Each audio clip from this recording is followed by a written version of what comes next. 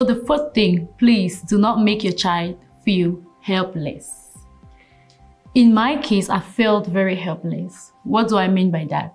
The abuser was still in the house, and that is what I could not just understand. As a child, there was just no way I could grasp that. I could not understand it. I didn't know why he was still there.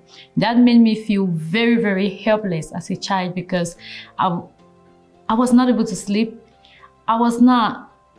It was just terrifying. I don't know how to describe it. It's terrifying, and I'll not wish this on anyone.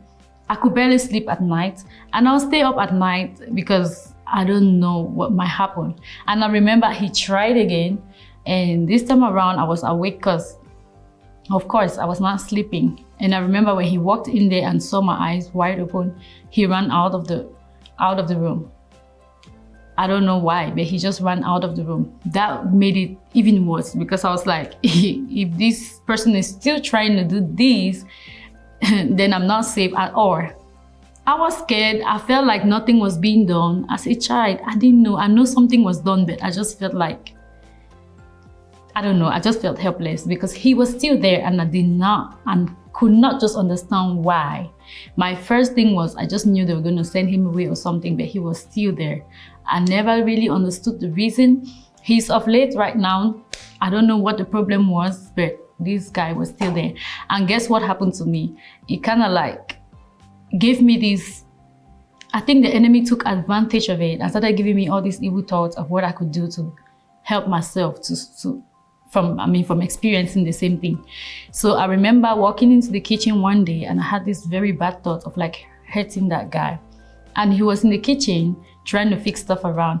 And I took this, back home we call it briquet. I don't know what it's called here. I think it's a lighter, but back home we call it briquet. And while he was busy doing whatever he was doing, and I was just waiting for him to get on a position that will expose his private area, right? Imagine me that young. I think I was probably like 10 years old. And I have this lighter. I waited for him when I had the opportunity and he was kind of like exposed. I lit the thing up and I was trying to burn his private area, right? So he actually was bending. I think he was bending down trying to do something, and I took the lighter, lighted it up, and I was putting it on his private area, trying to burn him up, right? And all I remember was the slap. I mean, the slap that he gave me.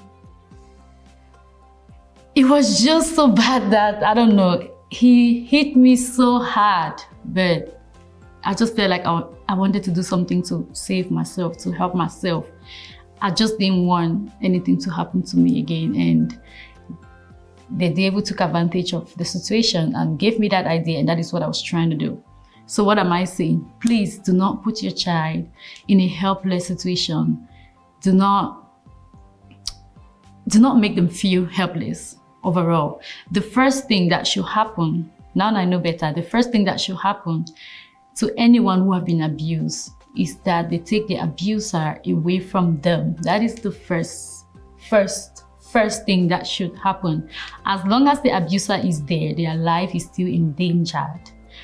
I now know better, and I'm telling you, please take this advice from me. The very first thing that should happen to anyone who is being abused, be it physical abuse, be it sexual, any kind of abuse, is that the abuser be taken away from that person. Please, please, please do this to your child, do this to your friend, to your loved one, to help them. If not, they will really feel helpless. That was how I felt as a child, and I just wanted to put this point out there to help other people. Hope this was helpful to you. And again, please go ahead and subscribe, go ahead and like, go ahead and share this video. And until the next one, God bless you. Bye-bye.